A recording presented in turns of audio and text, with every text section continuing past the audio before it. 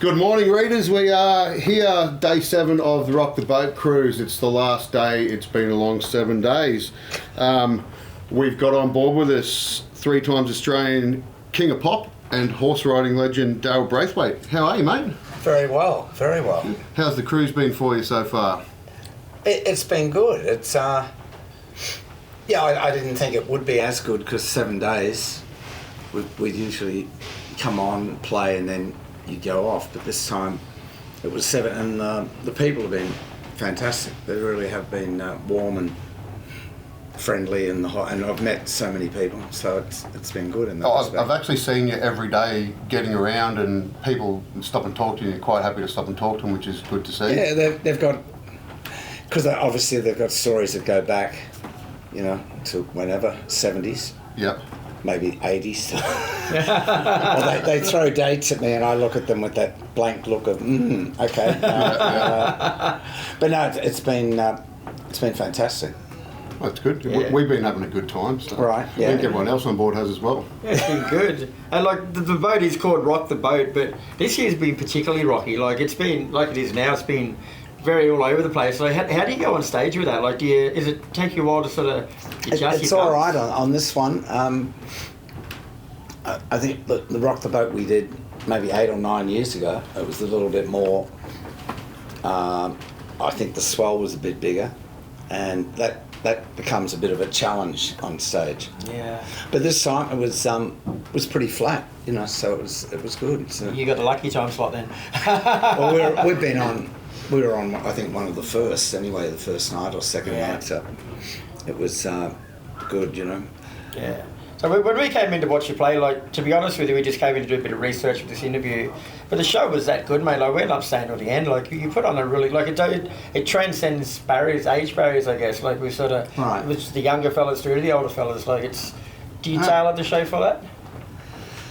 I don't know. I mean, it's always challenging. I think it's, I look at it and think, like, the set list, you've got to work at that. And I mean, we've got a lot of ammunition there to pull at, but just the sequence of it, and I don't know, I still get influences by many, like, bands that I've seen or whatever over the last 6 months or a year, and you take those on board and think, my God, how good is that band?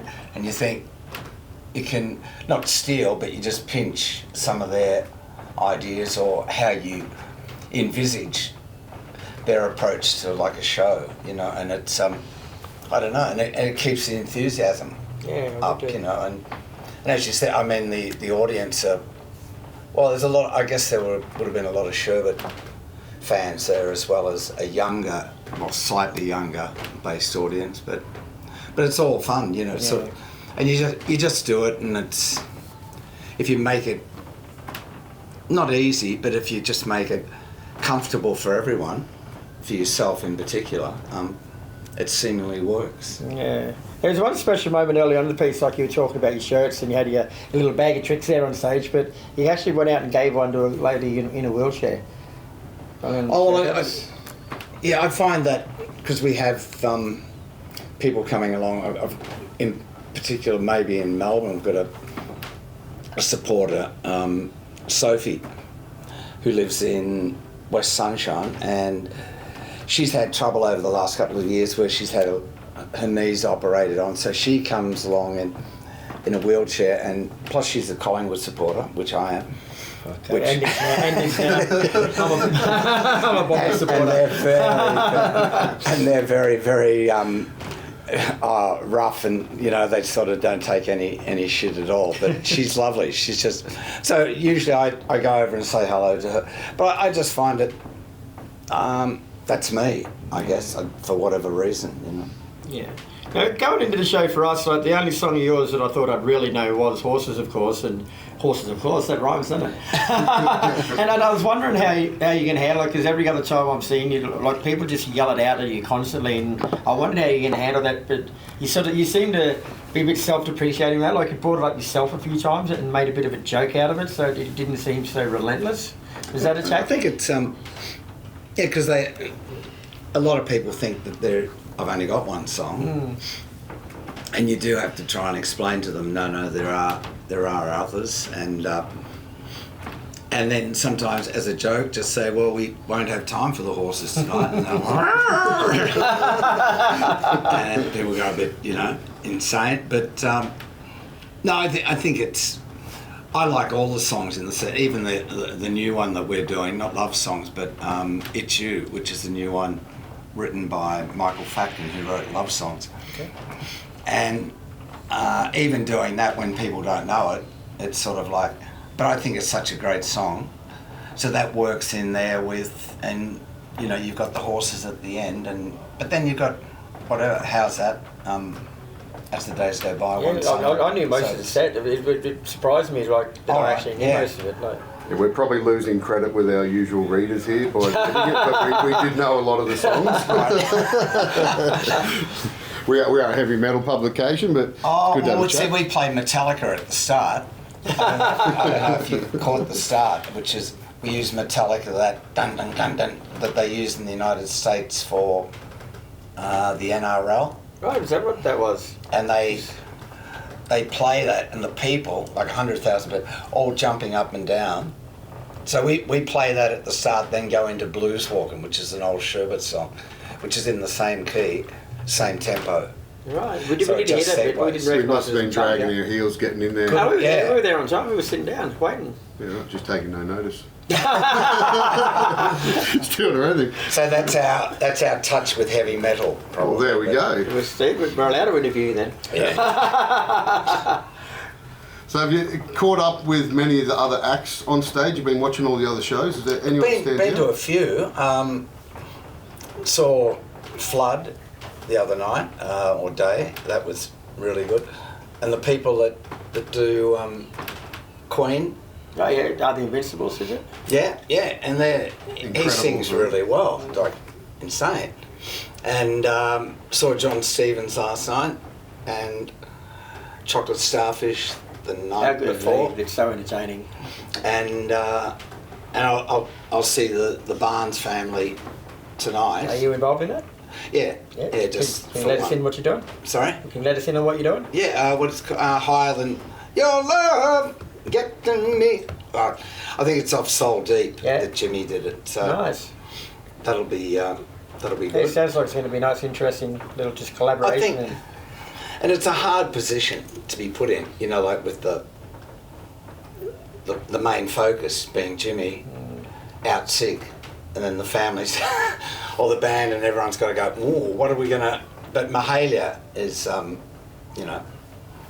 such a great singer, and she would know all. What he was saying. Yeah, and she would know all her dad's parts, and it's actually going to be quite interesting. Like as you say, it's a shame that Jimmy can't be here, and we wish him our best for a speedy recovery. But it sounds like it's going to be really cool what they pulled together for him. I think so. Then I think the people will appreciate it no matter what it is. Yeah. But she's put a bit of thought into it, and so would Jimmy and I guess Jane. Yeah. And. So with a short time coming into it, you got any rehearsals? Are you all getting together to go through it, or? Just a sound check. Yeah. Oh wow! Nothing like a bit of pressure. No.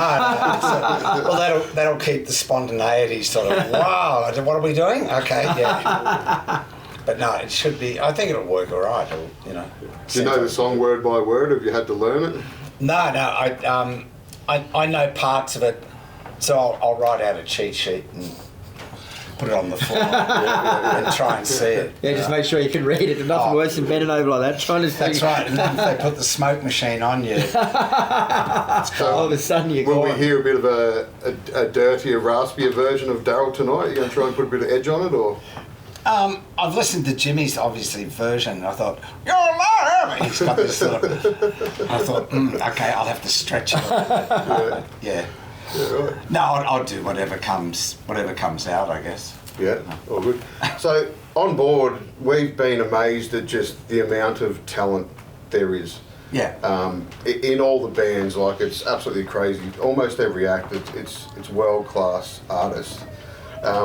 Just wonder with yourself and your backing band, like how do you choose the people to be on stage with you, and can you give us a bit of a backstory on them and let us know who they are? All my band have been there for God, what's maybe 15, 20 years. So, Yep.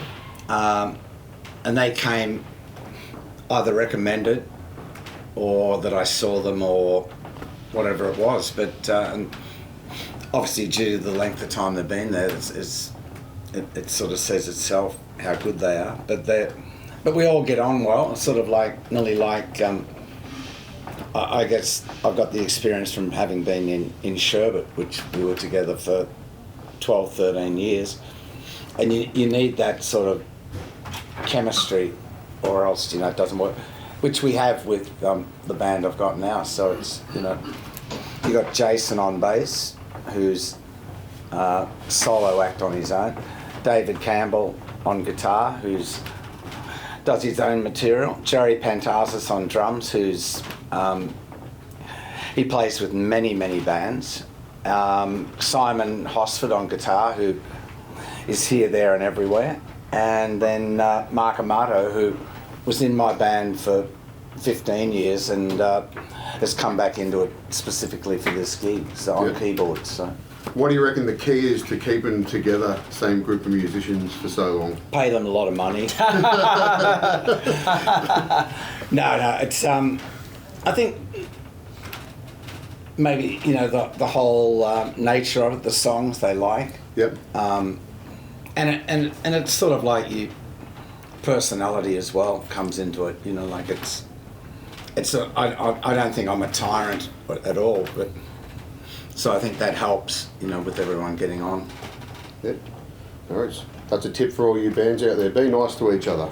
Oh God, yeah. It's like because it really is about. I mean, that's why I started off in it years ago. That it was just music and playing with other people, and you all got a lot of love out of it and a lot of happiness. Yep. Good times. All right. Crispy's already covered a couple of my questions I had here, so I'll jump to my last one for you. Yeah. And it's basically what he's already said about how much we thoroughly enjoyed the show.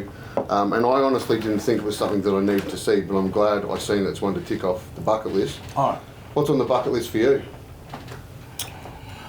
I think, strangely enough, at the age of 74, it feels like I think I've been inspired greatly by an English band over the last 2 years called the 1975, and I'd like to get my show to the level, and it's probably going to cost me millions of dollars. Do it alone. Stage production. It's just there. I guess it's like anyone who's watching who's a musician, when you get inspired by a band or whoever you see, you get enthused, which is what they've done to me, sort of. And I've just looked at their lighting, their production. Matt Healy, who's the lead singer, I just go, oh my God, how good is he? And somehow you gravitate towards trying to interpret how they work to yourself, and it's good because it makes you enthusiastic, and the whole thing just keeps going. Yeah, all right. Well, that's two questions at once, because the next one was what's next, and that's what's next. Bigger show. Well, bigger show. I think more new songs, because you can't. I mean, I'll never get rid of the horses. I don't think. You wouldn't be allowed to, mate. No, you'd probably. You'd start a riot. That's it, or the other ones. But it's nice to put in new material that you think that that you like yourself, and then it interprets well with the with the audience. Freshen up the set a little bit. Once in a while. Yeah. Give it some more fervour. Even if people just sit out there and go, like Spinal Tap.